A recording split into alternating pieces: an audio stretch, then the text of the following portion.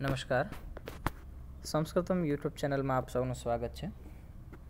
આના પહેલાંના વિડીયોમાં આપણે સૌએ વૈદ્યકીય સુભાષિત સાહિત્ય અથવા સાહિત્યિક સુભાષિત વૈદ્યકમના પ્રથમ અધ્યાયનો જે પ્રથમ અને અંગભૂત જે મુખ્ય શ્લોક છે કે જેની અંદર આયુર્વેદ શાસ્ત્રના 4 લક્ષણો, આયુર્વેદ શા માટે કહેવાય છે, તો એ નામના અને મુખ્ય 4 લક્ષણો એમાં વર્ણવિત કરેલા છે. તો એમની વાત કરી. આજે ત્યાર પછીના જે શ્લોકો છે પ્રથમાધ્યાયના, તો એ દ્વિતીય શ્લોકથી આજના આ વ્યાખ્યાનની અંદર આપણે શરૂઆત કરીશું. તો દ્વિતીય શ્લોકની અંદર શરીર, ભાષા અને બુદ્ધિ, આ 3 વસ્તુ જ્યારે મલિન થાય છે અથવા અશુદ્ધ થાય છે, તો એને શુદ્ધ કરવા માટે કયા પ્રયાસો અથવા કઈ વસ્તુ ઉપયોગી થાય છે, તો એ ઉપયોગિતા વિશે દ્વિતીય શ્લોકની અંદર આયુર્વેદાચાર્ય ભાસ્કર ગોવિંદ ઘાણેકરજી રજૂ કરે છે, વ્યક્ત કરે છે અને પ્રસ્તુત કરે છે. તો દ્વિતીય શ્લોકમાં કહે છે કે જે આ વાક્યપદીયમ વ્યાકરણ સાહિત્યનું જે ગ્રંથ છે એમાંથી લીધેલો આ શ્લોક છે. કાયવાગ બુદ્ધિ વિષયા યે મલાહ સમુપસ્થિતાઃ ચિકિત્સા લક્ષણાધ્યાત્મં શાસ્ત્રે તેષાં વિશુદ્ધયઃ. આ શ્લોકનો સામાન્ય ભાવાર્થ આપણે જોવા જઈએ તો એવું કહેવા માગે છે કે જ્યારે કાય, વાક, બુદ્ધિ એટલે કે શરીર, ભાષા અને બુદ્ધિ, આના જે વિષયો છે એ વિષયો જે દોષ ઉત્પન્ન કરે છે અથવા એ વિષયોમાં જે દોષ ઉત્પન્ન થાય છે તેની શુદ્ધિ માટે, તેને શુદ્ધ કરવા માટે જો શરીર અને શરીરના વિષયો અસ્વસ્થ થાય, વાગ આપણી વાણીમાં જ્યારે વિકાર આવે અથવા વાણી અશુદ્ધ થાય, આપણી બુદ્ધિમાં ખરાબ વિચારો આવે, તો આ શુદ્ધિ માટે ક્રમથી 3 એવા પદાર્થો છે જે એને શુદ્ધ કરી શકે છે. તો શરીરના સર્વપ્રથમ જોઈએ કે શરીરના વિષયો ક્યાં, તો કે શરીરનું વિષય વસ્તુ છે ઇન્દ્રિયો, પંચ જ્ઞાનેન્દ્રિય, પંચ કર્મેન્દ્રિય અને મન. વાગ મતલબ કે ભાષા, વાણી, તો એના વિષયો છે શબ્દો. વાણીનો વિષય છે શબ્દ, ઉચ્ચારણ, પ્રોનાઉન્સિએશન. અને બુદ્ધિ, તો બુદ્ધિનો વિષય છે જ્ઞાન. જ્ઞાનથી જ ખબર પડે ને કે માણસમાં કેટલી બુદ્ધિ છે, એના બોલવાથી ખબર પડે કે આ કેટલો નોલેજેબલ છે, અને એમના શરીરના અવયવો ઉપરથી ખબર પડે કે આ વ્યક્તિ સ્વસ્થ છે કે અસ્વસ્થ છે. તો આ 3ને જ્યારે અસ્વસ્થ થાય અથવા એ 3 અશુદ્ધ થાય, બગડે, તો એને સુધારવા માટે, સ્વસ્થ કરવા માટે, શુદ્ધ કરવા માટે ક્રમથી 3 શાસ્ત્રો છે. સૌથી પહેલું શરીર અને તેની વિષય વસ્તુઓ, ઇન્દ્રિયો જ્યારે બગડે છે, અશુદ્ધ થાય છે, તો એને શુદ્ધ કરવા માટે સૌથી પહેલું શાસ્ત્ર છે ચિકિત્સા. એટલે કે ચિકિત્સા શાસ્ત્ર મતલબ આયુર્વેદ શાસ્ત્ર. ત્યાર પછી છે લક્ષણમ, તો એ લક્ષણ છે વ્યાકરણ શાસ્ત્ર. એટલે કે આપણે લઘુ સિદ્ધાંત વગેરે ભણીએ છીએ, લઘુ સિદ્ધાંત વગેરેમાં પ્રોનાઉન્સિએશન, ઉચ્ચારણ સ્થાનાની, કે ક્યાંથી કયા શબ્દનું પ્રોનાઉન્સ કરવું, ઉચ્ચારણ કરવું, કે દાંતની સાથે, હોઠની સાથે, તાળવાની સાથે, કંઠમાંથી, નાભીમાંથી કયા વર્ણો, કયા શબ્દોની ઉત્પત્તિ થાય છે. તો એ આપણી વાણીમાં, આપણા શબ્દોમાં શુદ્ધતા આવે તો એમના દ્વારા આપણે શુદ્ધ કરી શકીએ છીએ. શરીર જ્યારે અસ્વસ્થ થાય, અશુદ્ધ થાય, તો ચિકિત્સા શાસ્ત્ર, આયુર્વેદ શાસ્ત્રના માધ્યમથી આપણે એમને શુદ્ધ કરી શકીએ છીએ. અને બુદ્ધિ, જ્યારે આપણું જ્ઞાન, આપણું નોલેજ જ્યારે અશુદ્ધ થઈ જાય, અસ્વસ્થ થઈ જાય, અથવા મનની અંદર વિકારો જ્યારે ઉત્પન્ન થાય, આપણને આપણું નોલેજ છે એ સારું હોય પરંતુ એનો આપણે દુરુપયોગ કરતા થઈએ, અથવા એવા વિચારો જ્યારે આવે દુરુપયોગ કરવા માટેના, તો અધ્યાત્મશાસ્ત્ર એટલે કે વેદાંત શાસ્ત્ર, અધ્યાત્મશાસ્ત્ર એટલે કે વેદાંત શાસ્ત્ર, વેદ, વેદાંગ, ઉપનિષદ આદિ જે છે એની અંદર જે વાતો કરેલી છે મનની સ્થિરતા માટે, ચિત્તની એકાગ્રતા માટેની, તો એના માધ્યમથી આપણે એને સ્વસ્થ કરી શકીએ. પદાર્થોક્તિ જોઈએ તો કાય શબ્દો જે છે એને અલગ અલગ કરીને આપણે જોઈએ છીએ કે આ શ્લોકમાં કાય એટલે કે શરીર, વાક એટલે વાણી, ભાષા, બુદ્ધિ એટલે બુદ્ધિ અથવા આત્મા, વિષયા એટલે કે વિષય વસ્તુ. આ જે ત્રણ અંગો છે અથવા ત્રણ જે પદાર્થો છે એના વિષયો. યે જે, મલાહા એટલે કે જે દોષો છે અથવા મલિન થયા છે, અશુદ્ધ થયા છે તેઓ. સમુપસ્થિતા એ અશુદ્ધ થઈને ઉત્પન્ન થયા છે, એની અશુદ્ધિઓ ઉત્પન્ન થઈ છે અથવા આપણને એની જે જાણ થાય છે, આપણને એની ખબર પડે છે તે. પછી કીધું કે ચિકિત્સા એટલે ચિકિત્સા શાસ્ત્ર, આયુર્વેદ શાસ્ત્ર, લક્ષણમ એટલે કે વ્યાકરણ શાસ્ત્ર, અધ્યાત્મ એટલે કે અધ્યાત્મ શાસ્ત્ર, વેદાંત અને ઉપનિષદ વગેરે જે વાત થઈ તે. શાસ્ત્રી આ શાસ્ત્રો વડે તેષામ તેઓની વિશુદ્ધિ વિશિષ્ટ શુદ્ધિ અથવા એમની શુદ્ધતા કરવામાં આવે છે અથવા કરી શકીએ છીએ. એવું વાત અહીં આ બીજા શ્લોકની અંદર વાક્યપદીયમના માધ્યમથી કરવામાં આવે છે. હવે આ શ્લોકની અંદર જે સંધિઓ છે એમને જોઈએ તો એક શબ્દ છે લક્ષણાધ્યાત્મમ, તો અહીં દીર્ઘ સંધિ છે, લક્ષણમ પ્લસ અધ્યાત્મમ. તો લક્ષણમ અણકારની ઉત્તરવર્તી એટલે કે એમની પાછળ રહેલો અકાર પ્લસ અધ્યાત્મમાં પૂર્વમાં રહેલો અકાર, એ બંને સ્વર અને સ્વરના સંયોજનથી દીર્ઘ સંધિ એટલે લક્ષણાધ્યાત્મમ.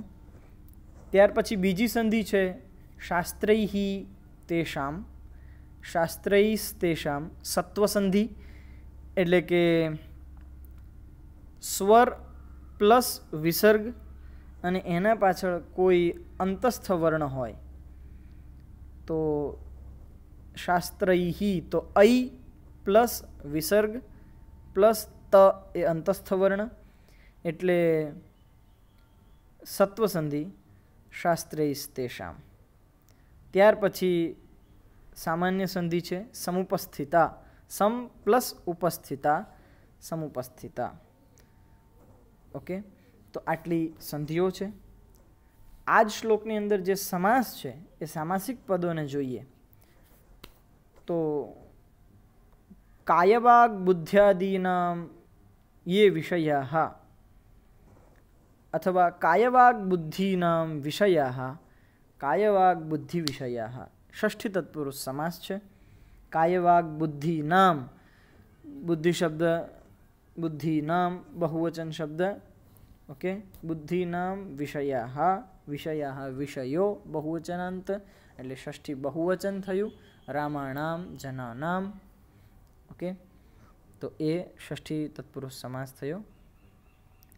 એક અંશે જોઈએ તો અહીં બહુવ્રીહી સમાસ પણ થાય કે કાયવાગ બુદ્ધ્યાદીનામ યે વિષયા, તે કાયવાગ બુદ્ધ્યાદિ વિષયા એટલે જે વિષયો છે તે, તો અન્ય પુરુષ અથવા અન્ય વસ્તુ પદાર્થ પ્રધાન એ બહુવ્રીહી સમાસ પણ થઈ શકે છે. તો આ દ્વિતીય શ્લોકનું વિસ્તૃત વ્યાખ્યાન. હવે તૃતીય શ્લોક જોઈએ તો એ તૃતીય શ્લોકની અંદર કહેવા માગે છે ફળ પ્રાપ્તિની અવધિ. કોઈ પણ કાર્ય કરીએ, કોઈ પણ વ્યક્તિ અહીંયા સમાજની અંદર અથવા આ મનુષ્ય જીવનની અંદર કોઈ પણ કાર્ય કરે છે તો એને કોઈક ને કોઈક ફળની ઈચ્છા છે, અપેક્ષા છે, આકાંક્ષા છે. એના વગર એ કરતો નથી. એટલા માટે સુભાષિતકારો એવું પણ કીધું પ્રયોજનમ અનુદ્દેશ્ય ન મંદોપી પ્રવર્તે. મંદ મંદ મતલબ મંદ બુદ્ધિ, ગાંડો હોય છે, પાગલ છે, એ પણ કંઈ એક્ટિવિટી કરે છે, કંઈ પ્રવૃત્તિ કરે છે, તો એની પાછળ પણ કંઈક એનો હેતુ હોય છે, કારણ હોય છે, એની પણ કંઈક એવી ઈચ્છા હોય છે કે હું આવું કરું તો મને આવું મળશે, ફળની ઈચ્છા હોય છે એને. તો એ ફળની અવધિ અથવા એ સમય એના વિશેની અહીં આગળ વાત કરવામાં આવી છે. તો એ કહે છે સદ્ય ફલતિ ગાંધર્વમ માસમેકમ પુરાણકમ વેદાહ ફલંતિ કાલેશુ જ્યોતિર્વેદ્યો નિરંતરમ. સદ્ય ફલતિ ગાંધર્વમ એટલે કે જ્યારે આપણે સ્ટ્રેસમાં હોઈએ અથવા જ્યારે કોઈ ટેન્શનમાં હોઈએ, હાઈપર થઈ ગયા હોય, તો કોઈ સોફ્ટ મ્યુઝિક અથવા આપણને મનપસંદ હોય એવા મ્યુઝિકને જો આપણે સંગીતને સાંભળીએ, ગાંધર્વ શબ્દનો અર્થ અહીંયા આગળ ગાયન અથવા સંગીતને રિલેટેડ લેવામાં આવ્યો છે. પછી એ જે આપણને ઇન્સ્ટ્રુમેન્ટ પસંદ હોય, ફ્લૂટ હોય, વાયોલિન હોય, ગિટાર હોય, મેન્ડોલિન હોય, એક્સેટ્રા, સેક્સોફોન હોય,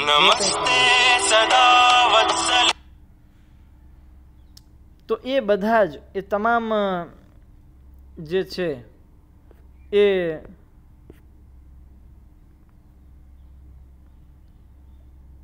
વિષયોને જ્યારે આપણે એ ઇન્સ્ટ્રુમેન્ટને સાંભળીએ છીએ તો આપણું મન શાંત થઈ જાય છે. એટલે ઘણી વખત આપણે ટેન્શનમાં હોઈએ અથવા હાઈપર થઈ ગયા હોય, ગુસ્સામાં હોઈએ, તો એનું ફળ આપણને સદ્ય એટલે કે તત્કાલ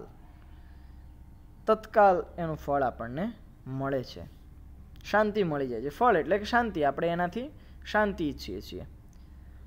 માસમેકમ પુરાણકમ, પુરાણ અથવા જે શાસ્ત્રો છે એનો અભ્યાસ કરો તો 1 મહિના સુધી તમે નિરંતર કદાચ થોડું ભણો ત્યારે તમને ખબર પડે કે ભાઈ આમાં કંઈક આવું કહેવા માગે છે. લઘુ સિદ્ધાંત, કૌમુદી વગેરે શાસ્ત્રોનો અભ્યાસ શરૂઆત કરીએ તો ડમરું વગાડ્યું ત્યારથી અયુણ રૂલરૂખથી ચાલુ કરીએ, પણ અયુણ રૂલરૂખ શા માટે છે એ જ્યારે આપણે શબ્દોના કે સંધિ પ્રકરણ સુધી પહોંચીએ અથવા આગળના પ્રકરણોમાં જઈએ ત્યારે આપણને ખબર પડે કે એની ઉપયોગિતા અહીં આગળ છે એ વાતની. તો એ કહે છે કે એ પુરાણ વગેરે છે માસમેકમ, 1 માસ સુધી તમે 1 મહિનો કન્ટિન્યુ થોડું અભ્યાસ કરો ત્યારે તમને એમનું ફળ પ્રાપ્ત થાય. ત્યારે તમને એમ થાય કે કંઈક મેં આમાંથી પ્રાપ્ત કર્યું, જ્ઞાન મળ્યું. વેદાહ ફલંતિ કાલેશુ એટલે કે વેદો છે એની ભાષા થોડી ગૂઢ છે, ગહન છે, ગંભીર છે, એને સમજવું થોડી વધારે મહેનત પડે. તો એ વેદોને તમે ડીપલી તમે જ્યારે એની અંદર ઉતરો, એને જાણવાનો પ્રયત્ન કરો, બહુ જ મહેનત કરો, તો સમય જતાં તમને એમાંથી કંઈક રિઝલ્ટ પ્રાપ્ત થાય, ક્યાંક ફળ તમને મળે, નોલેજ મળે, અથવા જે કંઈ પણ રિસર્ચ કરતા હોય તો એ રિસર્ચમાં તમને સફળતા પણ મળે. પરંતુ 2 વિદ્યા એવી છે, 2 શાસ્ત્રો એવા છે જે નિરંતર સતત પ્રત્યેક ક્ષણે તમને ફળ આપે છે, પોતાની હાજરી પુરાવે છે. એક તો છે જ્યોતિષ અને બીજું છે વૈદ્યકીય શાસ્ત્ર એટલે કે આયુર્વેદ, કે જેની સતત આપણને જરૂરિયાત પણ હોય છે, જેની સતત આપણને ઉપયોગિતા પણ હોય છે. એવા આ 2 શાસ્ત્રો છે. જ્યોતિષ એટલે કે સમયગણના, કાળગણના, સમયને આધીન આપણે સૌ જીવીએ છીએ, તો સમયની આપણને સૌને અવધિ સતત આપણને ઉપયોગિતા છે સમયની. અને બીજું છે વૈદ્યકીય, જે આયુર્વેદ શાસ્ત્ર છે તે એ સર્વકાલ, હંમેશાને માટે, નિરંતર એટલે કે હંમેશા આપણને ફળદાયી રહે છે. આ એનો સામાન્ય ભાવાર્થ છે. પદાર્થોક્તિ જોઈએ તો આ શ્લોકના પ્રત્યેક પદને સમજીએ તો સદ્ય અર્થાત તત્કાલ, ફલતિ મતલબ ફળે છે, ફળદાયક બને છે, ગાંધર્વ એટલે કે ગાયન અથવા સંગીત, માસમેકમ 1 મહિનામાં, પુરાણમ પુરાણો, 18 જે 18 પુરાણો વેદવ્યાસજીએ લખ્યા છે એ પુરાણો શાસ્ત્રો, વેદાહ એટલે કે 4 જે વેદો છે એ 4 વેદો, કાલેશુ એટલે લાંબા સમય પછી, લાંબા સમય બાદ, ફલંતિ ફળદાયક બને છે અથવા ફળે છે, પરંતુ જ્યોતિહિ એટલે કે જ્યોતિષ વિદ્યા અથવા જ્યોતિષ શાસ્ત્ર, અને વૈદ્ય એટલે કે નાડી પરીક્ષક જે વૈદ્ય હોય છે તે, નિરંતરમ સતતમ સતત આપણને હંમેશા માટે ફળદાયક રહે છે. આ શ્લોકની અંદર રહેલી સંધિઓને આપણે જોઈએ તો પહેલી સંધિ છે માસમ એકમ. માસમ પ્લસ એકમ માસમ એકમ. સવર્ણ દીર્ઘ સંધિ છે. સવર્ણ અર્થાત બંને સ્વરવર્ણ છે. માસ શબ્દની પાછળ સકારની પાછળ રહેલો અકાર અને એકમમાં રહેલો પૂર્વ સૌથી પહેલો એકાર, એટલે અકાર પ્લસ એકાર ઇઝ ઇક્વલ ટુ એકાર. તો માસમ એકમ એ સવર્ણ દીર્ઘ સંધિ છે. જ્યોતિ પ્લસ વૈદ્ય જ્યોતિર્વૈદ્ય ઋત્વ સંધિ અથવા રત્વ સંધિ, જે વિસર્ગ આપણે ઉપર જે રેફ થાય છે અર્ધબિંદી એ, તો એનો નિયમ એ છે કે આગળ સ્વરવર્ણ હોય, ત્યાર પછી વિસર્ગ હોય અને એના પછી કોઈ અંતસ્થ વર્ણ, તો એ રેફ થઈ જાય. તો વિસર્ગનો જે રેફ થાય છે એ, તો આગળ જ્યોતિમાં ઈકાર એ સ્વરવર્ણ છે, જ્યોતિહી એ વિસર્ગ છે પાછળ, અને એના પછી વકાર વૈદ્યમાં જે વકાર છે એ અંતસ્થ વર્ણ છે, એટલે વિસર્ગનો રેફ થશે જ્યોતિર્વૈદ્ય એ ઋત્વ સંધિ છે. તો અને આ શ્લોકની અંદર સામાસિક પદ કોઈ છે નહીં. આવી રીતે આ તૃતીય શ્લોકનું વિસ્તૃત વ્યાખ્યાન થયું અહીં. હવે જે છે આ ચોથો શ્લોક, કે જે ચોથા શ્લોકની અંદર એવું કહેવા માગે છે કે તમારો સમય કોઈ એક એવી જગ્યાએ ઇન્વેસ્ટ કરો કે જે તમને આજીવન પર્યંત ઉપયોગી રહે, અથવા એમની અંદર રહેલું જે જ્ઞાન છે એ આજીવન તમને ઉપયોગી રહે. તો ચોથા શ્લોકમાં કહે છે અન્યાની શાસ્ત્રાણિ વિનોદ માત્રમ પ્રાપ્તેષુ વા તેષુ ચ તૈશ્ચ કશ્ચિત ચિકિત્સિત જ્યોતિષ મંત્રવાદાઃ પદે પદે પ્રત્યયમાવહંતિ. કલ્પતરુ સુભાષિત ગ્રંથ જે છે, કલ્પતરુ નામનો એ સુભાષિત ગ્રંથ ભાંડાકારમાંથી આ શ્લોક લેવામાં આવેલો છે. તો એ કહે છે કે અન્યાની શાસ્ત્રાણી, એટલે કે ઇતર જે શાસ્ત્ર છે, તો કયા ઇતર શાસ્ત્ર અને કોનાથી ઇતર શાસ્ત્ર? તો એના માટે આગળ કહ્યું ચિકિત્સ જ્યોતિષ મંત્રવાદાઃ, એટલે ચિકિત્સા શાસ્ત્ર, જ્યોતિષ શાસ્ત્ર અને જે મંત્ર વિદ્યા છે, એટલે કે અથર્વણ વેદની અંદર રહેલા એ માંત્રિક જે ભાગો છે, એ મંત્ર વિદ્યા સિવાયના જે અન્ય શાસ્ત્રો છે એ કેવા છે? તો કે છે વિનોદ માત્રમ. એટલે એ માત્ર ને માત્ર તમે અભ્યાસ કર્યો તો એ શાસ્ત્રોના અભ્યાસથી તમને શું પ્રાપ્ત થશે? મનોવિનોદ, એટલે કે માનસિક આનંદ તમને મળશે કે મેં કંઈક જ્ઞાન પ્રાપ્ત કર્યું, પણ જીવનમાં એની ઉપયોગિતા નહિવત છે. ઓકે, વ્યાકરણ શાસ્ત્રમાં તમે રામ શબ્દ કેવી રીતે બન્યો તો એ તમે બનાવતા શીખી જશો, પણ ક્યાંય તમે ક્યારે પણ વાક્યમાં એવો પ્રયોગ કરશો કે રામ પ્લસ સુ ઇઝ ઇક્વલ ટુ રામ, હા, નહીં થાય. તો એની જીવનોપયોગિતા જે છે એ પ્રત્યેક ક્ષણે એની ઉપયોગિતા નહિવત છે.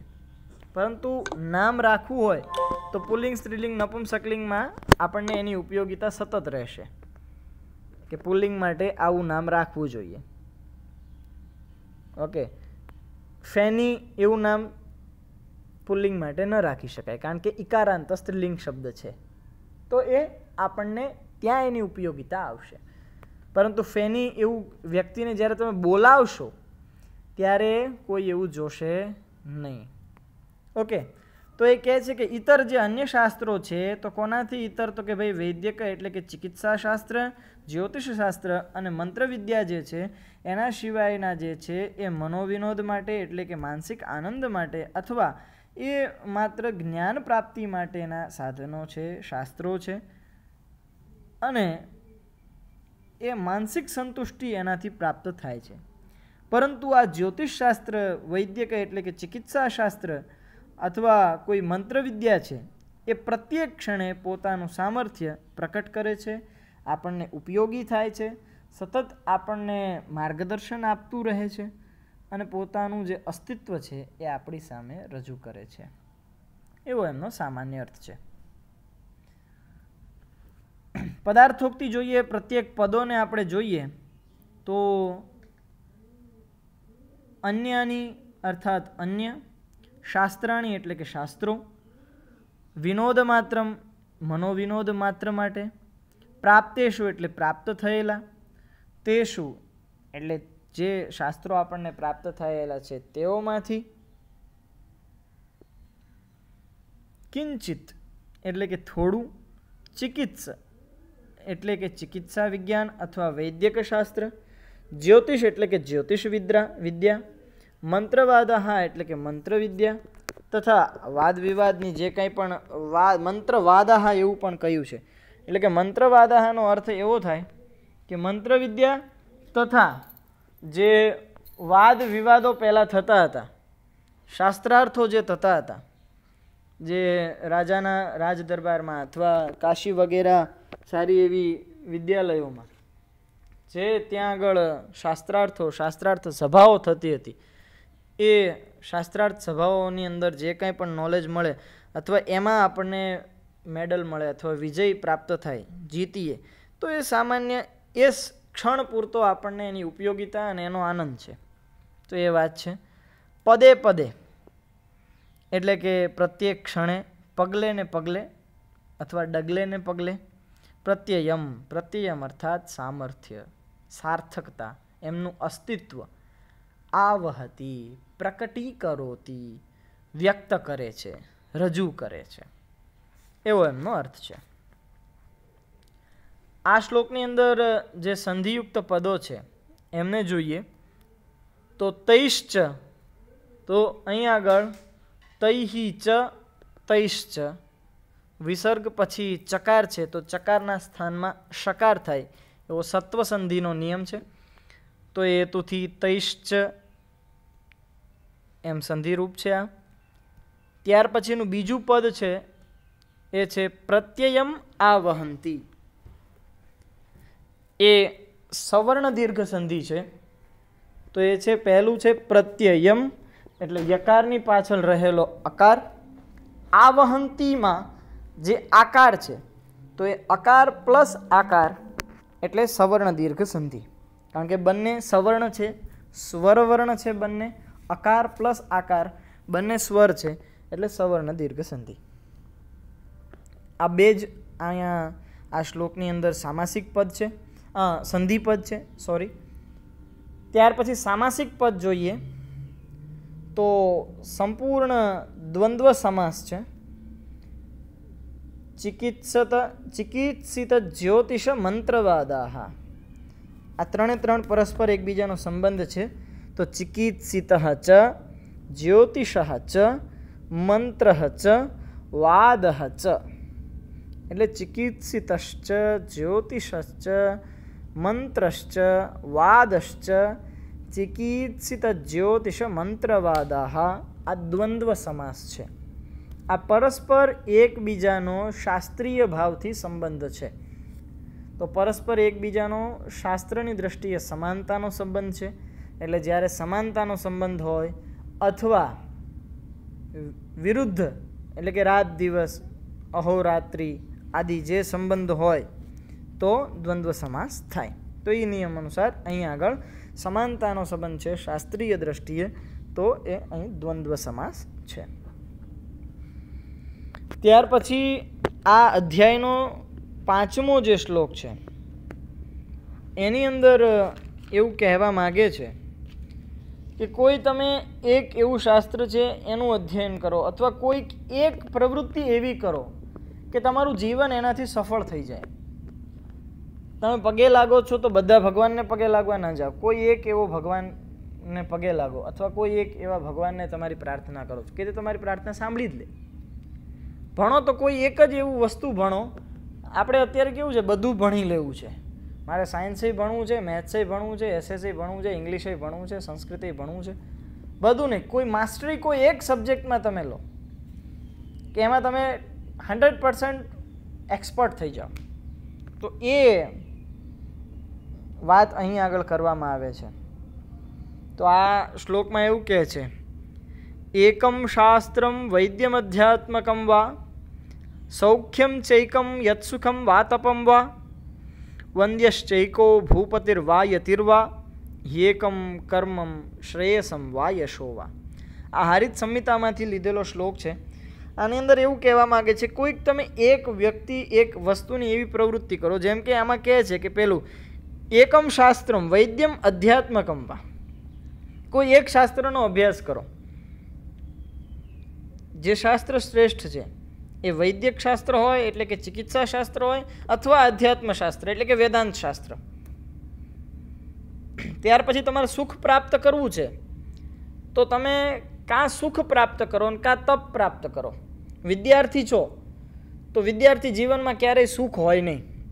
એટલે જ ચાણક્યએ પણ કીધું, વિદ્યાર્થી ચેત ત્યજેત સુખમ, સુખાર્થી ચેત ત્યજેત વિદ્યા. એટલે જો તમે વિદ્યાર્થી રહેવા માગો છો તો સુખને છોડો, અને જો તમે સુખી થવા માગો છો તો વિદ્યાને છોડી દો, ભણવાનું છોડી દો. ઓકે, તો એવું કહે છે કે જો તમે શ્રેષ્ઠ એક સુખને પ્રાપ્ત કરવા માગો છો, બરાબર, તો તમે એમની પાછળ દોડો, અથવા તમે તપસ્વી થઈ અને તમારું શ્રેષ્ઠ જીવન વ્યતીત કરો. પછી કહે છે વૈદ્યશ્ચેકો ભૂપતિર્વા યતિર્વા, વંદ્યશ્ચેકો ભૂપતિર્વા યતિર્વા, કોઈ એકને તમે વંદન કરો. જો તમારે ભોગ વિલાસના સાધનો જે આપણને અત્યારે દેખાય છે એ દેખાતા સુખને જો તમારે પ્રાપ્ત કરવું હોય તો ભૂપતિને એટલે કે રાજાને તમે વંદન કરો. રાજાને તમે વંદન કરો, નમસ્કાર કરો, એને મસ્કા મારો, તો તમને ભૌતિક સુખ બધા પ્રાપ્ત થશે. સારું ઘર, સારા કપડાઓ, સારું અનાજ, બધું જ વસ્તુ. પણ તમે આંતરિક સુખને ઈચ્છો છો, બંને વસ્તુ એકસાથે ક્યારેય મળશે નહીં. ઓકે, તો જો તમે આંતરિક સુખને ઈચ્છો છો, માનસિક શાંતિ જો તમને જોઈએ છે, તો તમે યતિર્વા, કોઈ એક સારા એવા તપસ્વી, કોઈ એવા યોગી, કોઈ એવા સંન્યાસી મહાત્માને પકડો કે જે તમને માનસિક શાંતિ આપશે. એમના માર્ગદર્શનમાં તમે યોગાભ્યાસ કરો, અથવા સમાધિ સુધી મેડિટેશન વગેરે જે કંઈ પણ એમના માર્ગદર્શનમાં તમે કરો, તો જેથી તમને માનસિક શાંતિ પ્રાપ્ત થાય. બંને એકસાથે આંતરિક અને બાહ્ય સુખ મળી શકશે નહીં. ત્યાર પછી કહે છે યેકમ કર્મમ શ્રેયસમ વા યશો વા, કોઈ એક એવું કાર્ય કરી દો આ પૃથ્વીની ઉપર કે જેનાથી તમને અહીં પણ સુખ મળે અને ઉપર જઈને સ્વર્ગની પ્રાપ્તિ પણ થાય. કોઈ એક એવું સારું કાર્ય કરો જેથી કરીને તમારા સમાજમાં, તમારા આડોશ પાડોશમાં, તમારા શહેરમાં, તમારા દેશમાં તમારી કીર્તિ, તમારી ઇજ્જત, તમારી નામના, તમારી પ્રખ્યાતિ બહુ સારી થાય, તમને સારું નામ થાય, ફેમસ થઈ જાઓ, તો તમે અહીં પણ સુખી થશો અને ત્યાં પણ સુખી થશો. તો એવી વાત આ શ્લોકમાં કરવામાં આવે છે. તો આ શ્લોકની અંદર સંધિયુક્ત જે પદો છે એ છે વૈદ્યમ અધ્યાત્મકમ, વૃદ્ધિ સંધિ છે, વૈદ્યમ અધ્યાત્મકમ. ઓકે, સામાન્ય સંધિ છે આ વૈદ્યમ અધ્યાત્મકમ, વૈદ્યમ અધ્યાત્મકમ, વૈદ્યમ અધ્યાત્મકમ. મકાર અડધો છે, પાછળ અકાર છે, તો એ જોઈન્ટ થઈ જશે અને સામાન્ય સંધિ છે. ત્યાર પછી ચૈકમ. ઓકે, સૌખ્યમ ચૈકમ, તો એ ચૈકમ જે છે ચ એકમ, તો ચકારની પાછળ રહેલો એક અકાર અને એકમની પૂર્વમાં રહેલો એકાર, એ વૃદ્ધિ સંધિ છે. અકાર એકાર ઐકાર. ઓકે, વંદ્યશ્ચૈકો, વંદ્ય પ્લસ ચ પ્લસ એક, તો અહીં આગળ ચૈકોમાં ચૈ એ વૃદ્ધિ સંધિ તો છે જ તે, પરંતુ આગળ વિસર્ગ છે અને પાછળ ચકાર છે એટલે ચકારનો શકાર થઈ જશે તો વંદ્યશ્ચૈકો. ઓકે, હવે એ થઈ ગઈ સંધિ વંદ્યશ્ચૈકો. ત્યાર પછી જે છે અકાર પ્લસ એકાર છે એટલે ઐકાર એટલે શ્ચૈક, એ વૃદ્ધિ સંધિ થઈ ગઈ વંદ્યશ્ચૈકો. અંતિમ જે છે પદ ભૂપતિર્વા, ભૂપતિ વા, તો ઋત્વ સંધિ અથવા રત્વ સંધિ કે જેની અંદર આગળ ભૂપતિ એનો ઈકાર પ્લસ વિસર્ગ અને પાછળ જે છે એ અંતસ્થ વર્ણ વકાર એટલે વિસર્ગનો રેફ થઈ જશે, અર્ધચંદ્રાકાર બિંદી થઈ જશે એટલે ભૂપતિર્વા. ઓકે, સામાસિક પદ પણ અહીંયા આગળ ભૂપતિ છે. ભૂમેહે પતિ ભૂપતિ, ષષ્ઠી તત્પુરુષ સમાસ છે. ભૂપતિ કોને કહેવાય તો રાજા. શા માટે ભૂપતિ એવું નામ થયું કે ભૂ એટલે કે જમીન, ભૂમિ, એનો પતિ, એનો અધિપતિ, એનો માલિક, એનો સ્વામી. ઓકે, તો એ ભૂપતિ એ રાજા એવો અર્થ અહીં છે ષષ્ઠી તત્પુરુષ સમાસ.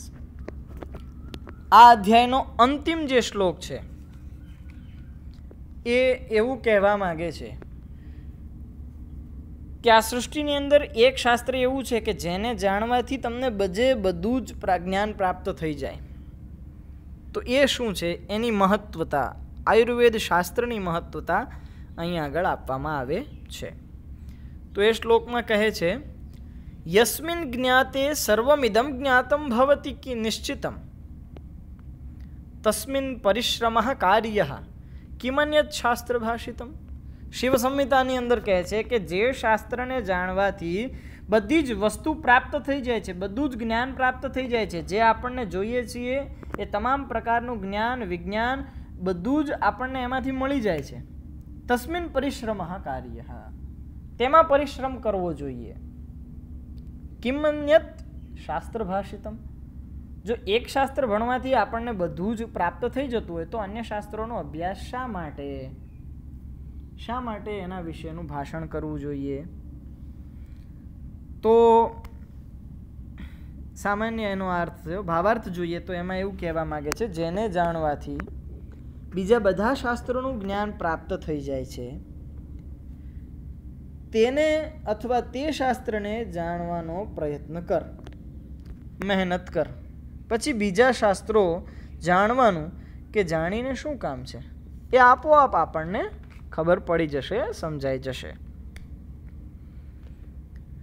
એનો અર્થ એવો નથી કે તમે આયુર્વેદ શાસ્ત્ર ભણો છો એટલે અન્ય વિષયોને આપણે ઇગ્નોર કરવા, ગૌણ બનાવી દેવા.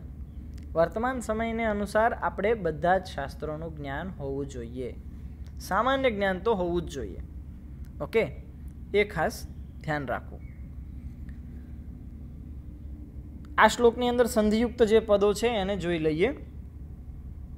તો સર્વમિદમ સ્વર સંધિ છે. સર્વમ પ્લસ ઇદમ, સર્વમમાં વકારની પાછળ રહેલો અકાર પ્લસ ઇદમમાં પૂર્વમાં રહેલો ઈ, અકાર ઇકાર ઇકાર, સ્વર સંધિ સર્વમિદમ. ઓકે, નિશ્ચિતમ સત્વ સંધિ છે. ચકારનો શકાર નિહિ પ્લસ ચિતમ, નિશ્ચિતમ. નિહિમાં નિકારની પાછળ રહેલો વિસર્ગ પ્લસ ચિતમમાં રહેલો ચકાર એટલે કે વિસર્ગ પ્લસ ચકાર એટલે કે ચકારના સ્થાનમાં શકાર, શંકરનો શ, તો નિશ્ચિતમ સત્વ સંધિ. એવી જ રીતે અહીં આગળ છત્વ સંધિનું ઉદાહરણ છે. આ એક ખાસ ધ્યાન રાખજો, ઘણી વખત આ પૂછાઈ શકે કારણ કે આ અધ્યાયની અંદર આ એક જ એવું છત્વ સંધિનું ઉદાહરણ છે. અન્યત શાસ્ત્ર, અન્યત પ્લસ શાસ્ત્ર, આ ખાસ ધ્યાન રાખજો. છત્વ સંધિનો શું નિયમ છે કે તકારના સ્થાનમાં ચકાર અને શકારના સ્થાનમાં છકાર થાય. ઓકે, તો અન્યત તો એની પાછળ રહેલો તકાર પ્લસ શાસ્ત્રમાં રહેલો શકાર, તો એ તકારનો ચકાર પ્લસ શકારનો છકાર એટલે કે અન્યત છાસ્ત્રમ, તકાર નીકળી જશે, શકાર નીકળી જશે અને છત્વ સંધિ એટલે કે અન્યત છાસ્ત્રમ. ઓકે, ય પ્લસ છ, ચકાર અડધો, છકાર આખો અને શાસ્ત્ર. ઓકે, અન્યત શાસ્ત્ર. આ છત્વ સંધિનો નિયમ છે.